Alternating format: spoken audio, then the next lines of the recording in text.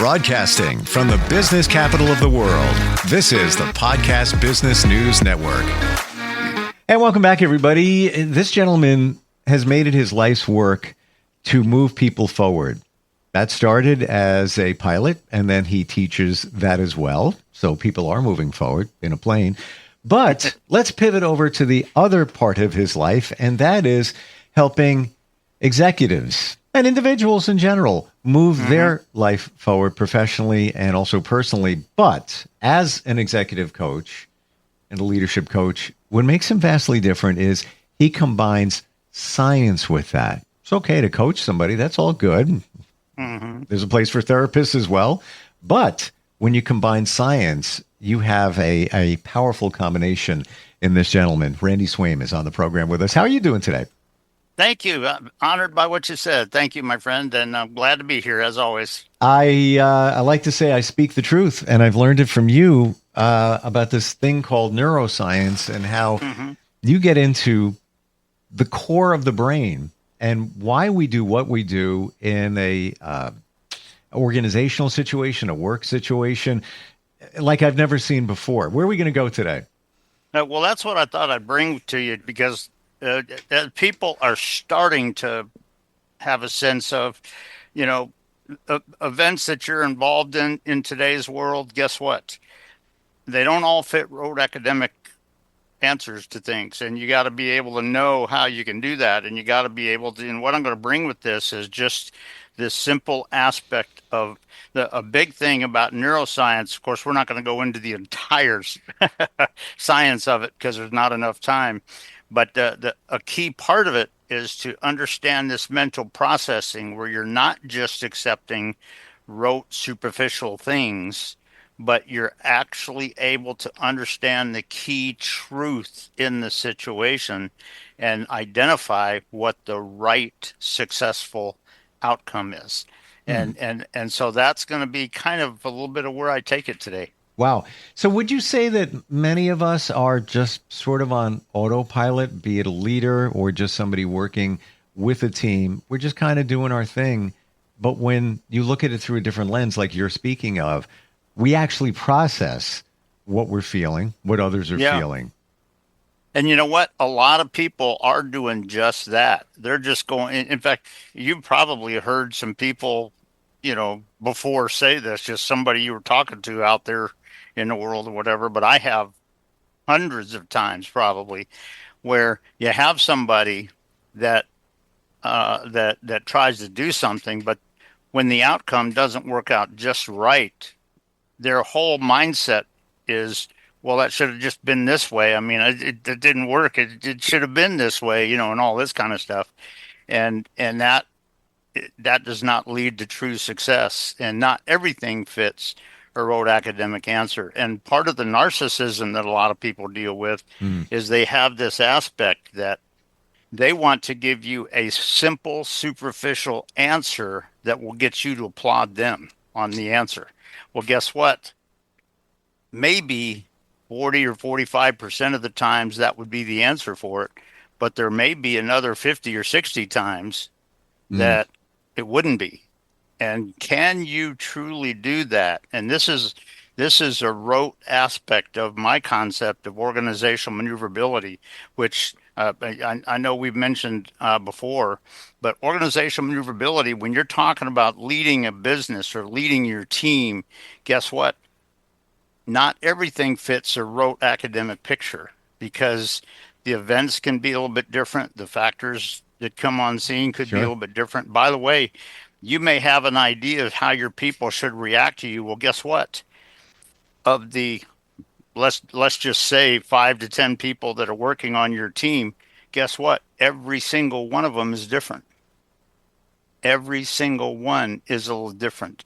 And here's the thing. If all you're trying to do is make them shut their brain off and just go with some rote thing, you're taking some of the value that they can bring to your team and throwing it in the trash. And you definitely don't want to do that. Yeah. And so I'll just give a little bit of an example on this as we go forward, if it's okay to do that. Please. But you may have a concept in your organization where your organization wants to accomplish this one aspect, and sort of build this one successful aspect of their company, and your team is one of the ones that is helping to create that and all that. But here's the thing, and what a lot of people don't realize, because when you go in and you have a vision of what you want this to look like, most people have a just a picture in their mind of, yeah, we want it to look like this. This is how we want it to work. Okay, yeah, okay, let's here, just do this. But here's the thing. When things start to grow, when a part of your organization perhaps starts to grow and become and to develop and to grow into doing something or whatever kind of thing, guess what? As you do this, there may be factors that came on the scene that were not what you expected. And those factors, there could be two aspects of it that most people don't realize. One is it could be an aspect that sounds negative, that brings in a resistance aspect that you didn't see before, that may make you have to tweak it, adapt it, adjust it, or whatever. Or it could be, and this is what most people don't realize, but it could be that when that factor comes on scene, not only does it kind of make you question your mind about it, but on the other hand, it may bring on a positive aspect that you never thought about. And you know what? That may help us get there quicker. And I didn't think about that beforehand. Let's see what we can do on that, and how are you going to lead your team and all of that. But the thing about it is, when you're talking about leading your team, leading your organization in a changing, sometimes an unpredictable environment, what you have to do is, when those unexpected factors start to come on scene, when there's a few things that come involved that you didn't see and nobody on your team saw. It could be that somebody on your team comes up to you and says, hey, you know what? I think this is going to happen.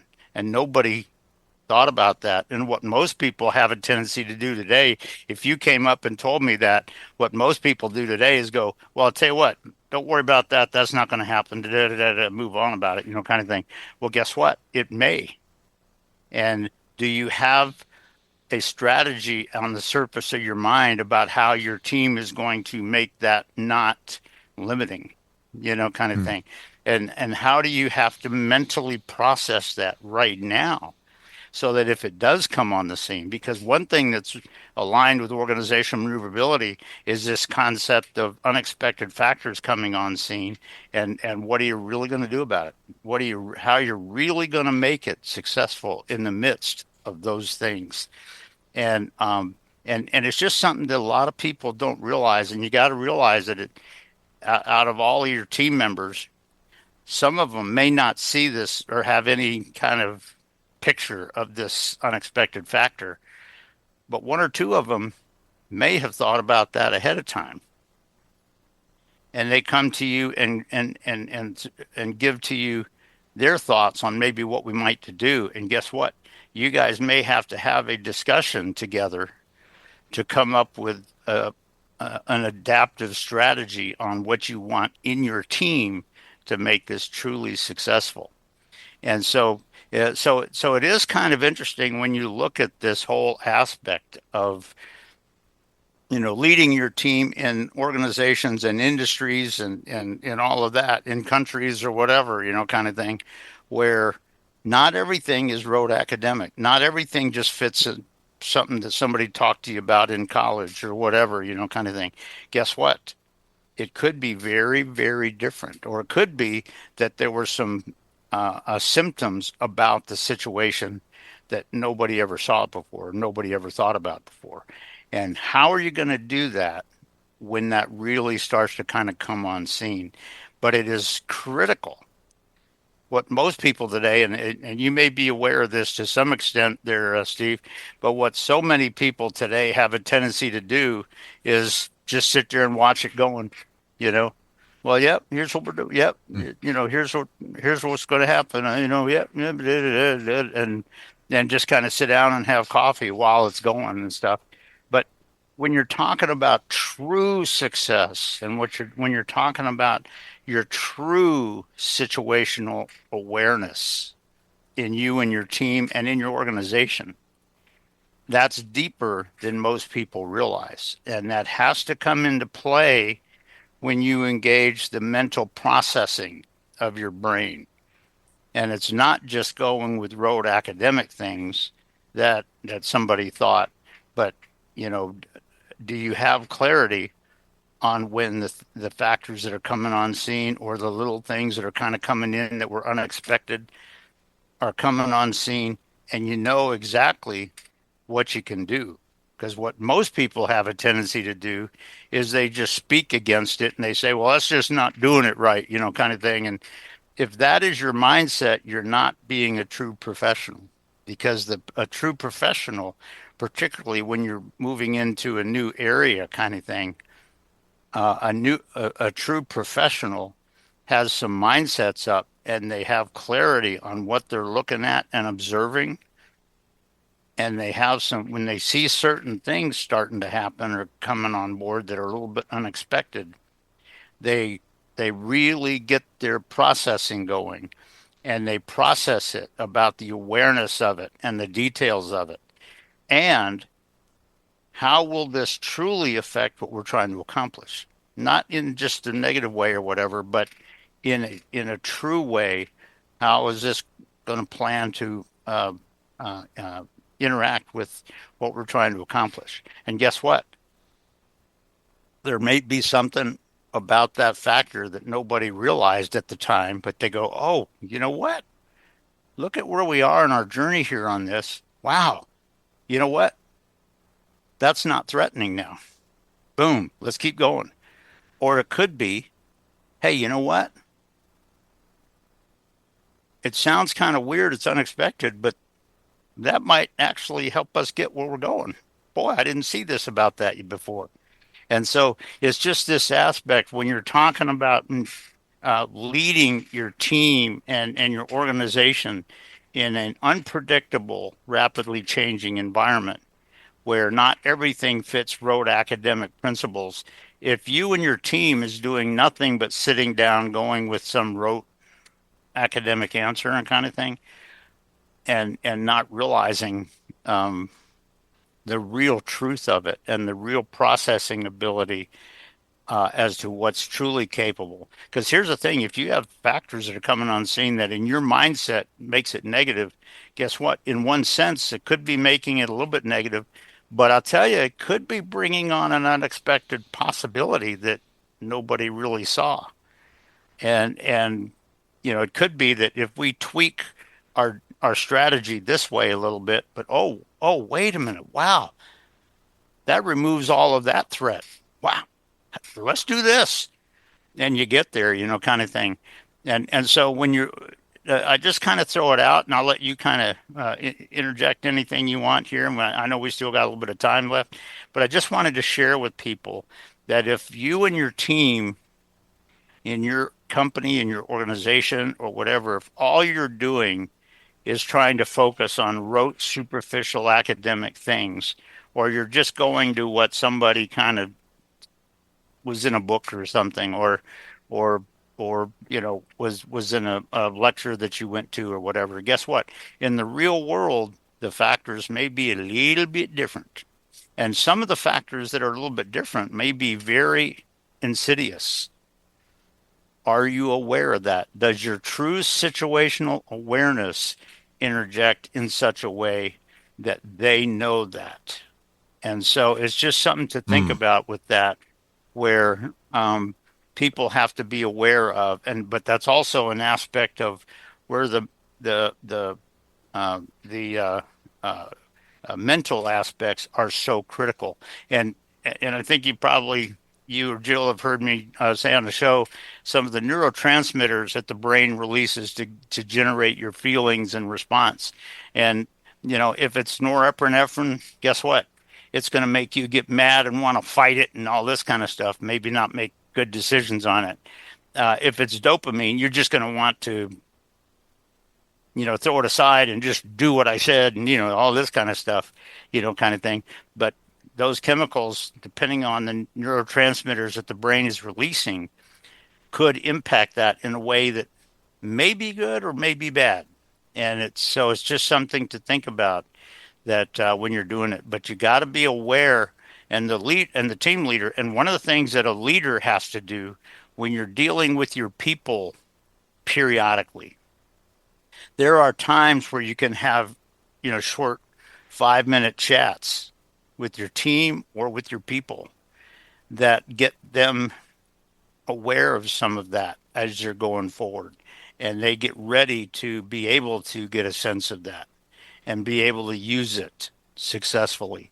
But you know what? You can't lead them to do it if you don't have some sense of that. And so it's just this aspect. It's a critical aspect of um, the importance of the neuroscience mental processing that your brain does.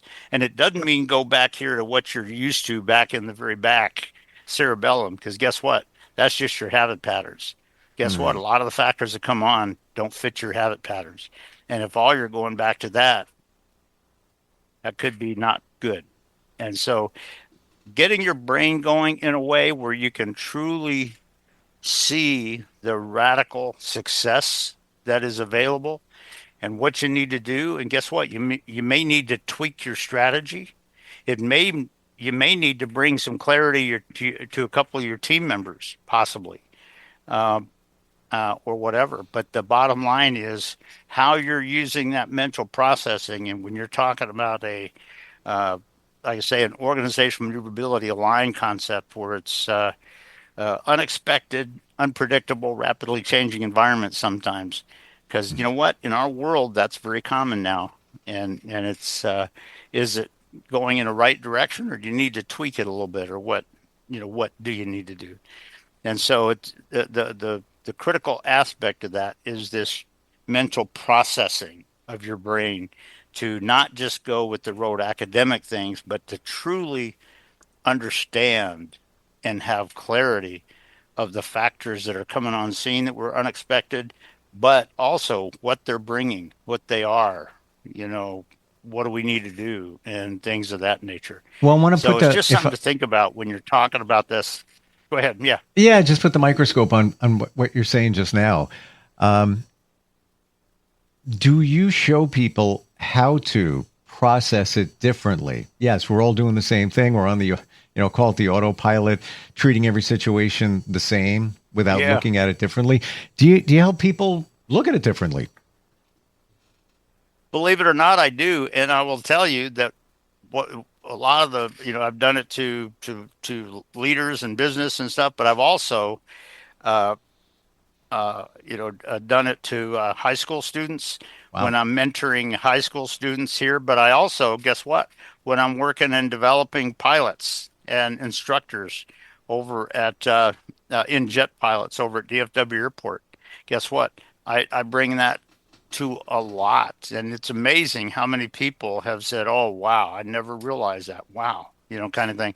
But the way I do that is I learn to ask them the right questions, which get them to practice the mental processing and all that. And in fact, I'll just share this one little quick thing. But there's on one of the regulations kind of thing. There's you have to have some clarity on what it allows you to do or what it doesn't allow you to do. And sometimes I'll ask the pilot the question and say, well, so where is this applicable? Where are you safe? Where are you not safe? And I get them processing a little bit, and they get a chance to practice that.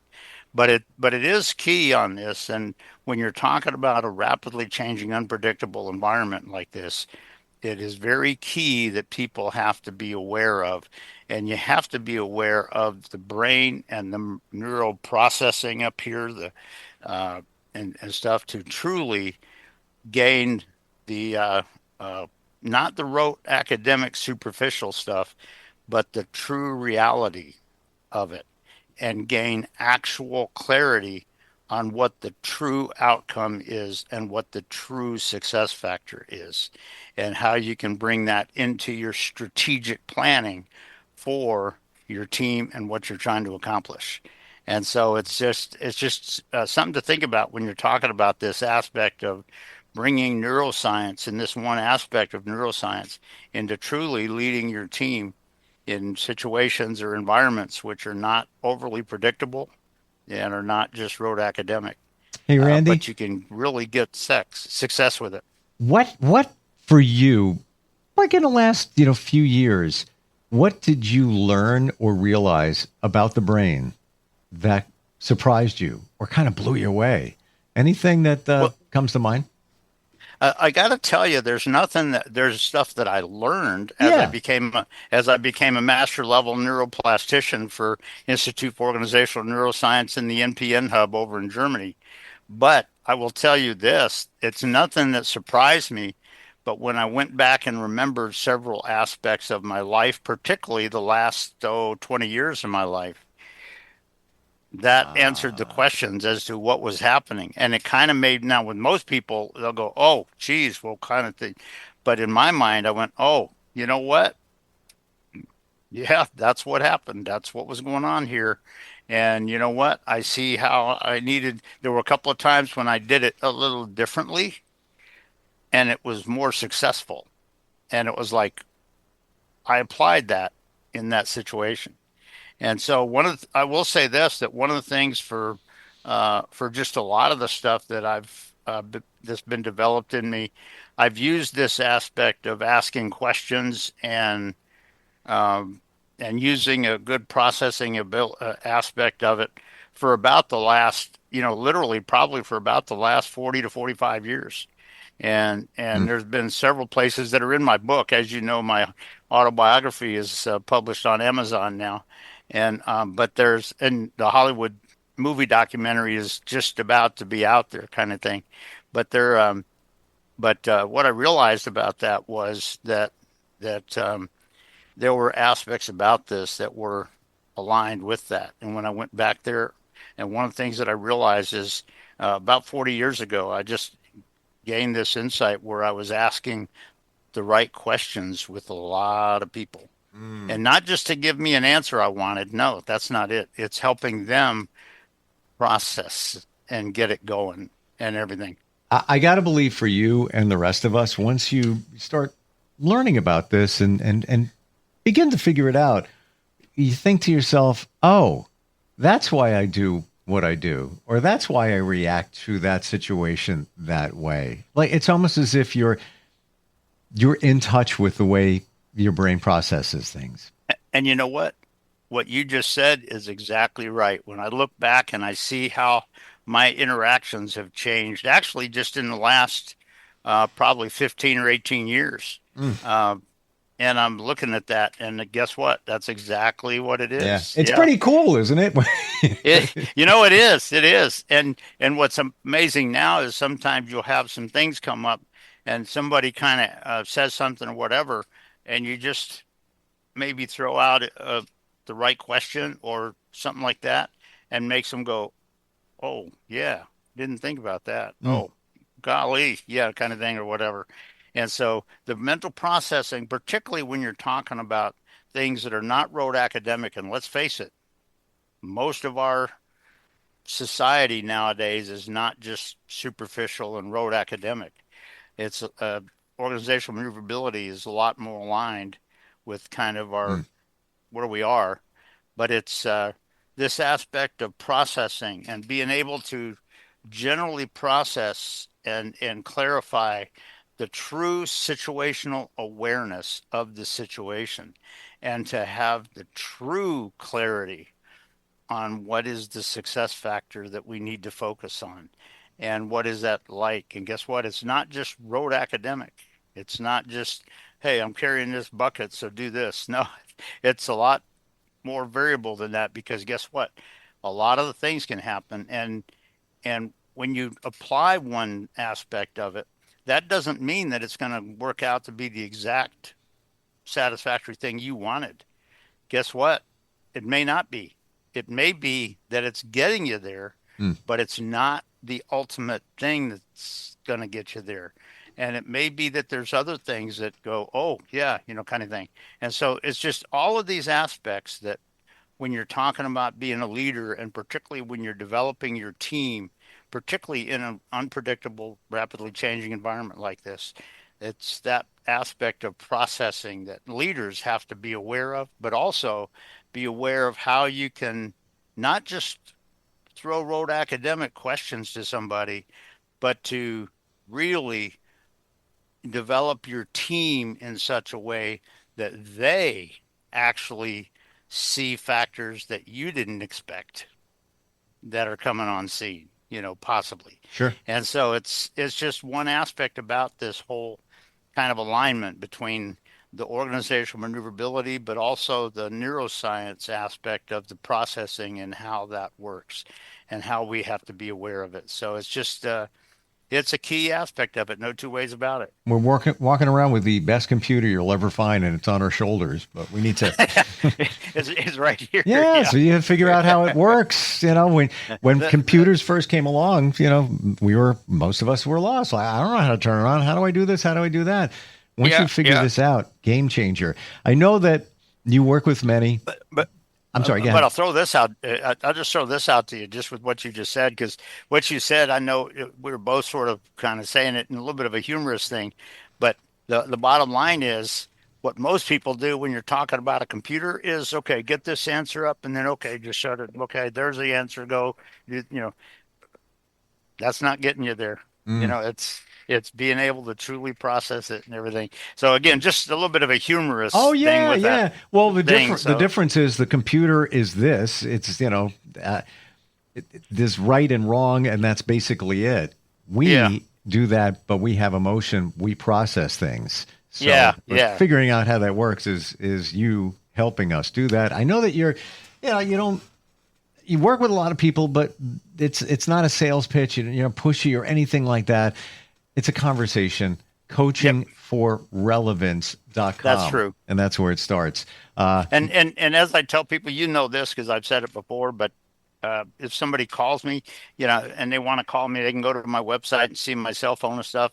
I'll be glad to have a chat. I don't do hard pitch sales calls kind of thing or whatever. Mm-hmm. If they have a need, we'll come up with something. But if they just want to have a chat, that's fine. So, just bringing a little bit of value, and well worth it for all of us once we figure this all out, and your business will thrive once you know how your team reacts to certain things using neuroscience. Randy, thanks for being here again today. Always learn a lot. You've talked about neuroscience before, but for me, it crystallized today for sure. I appreciate it. Cool. Well, I'll tell you what, I'm glad of that. And it's always an honor being on with Jill and with you, Steve. And glad to be on with you today, and look forward to doing it again. You make us look good. Well, I appreciate it. It's not by my picture. It's I don't know about that. All right. We'll catch up next time. Okay. Thanks again. Hey, thanks, man. Appreciate it. We'll be right back.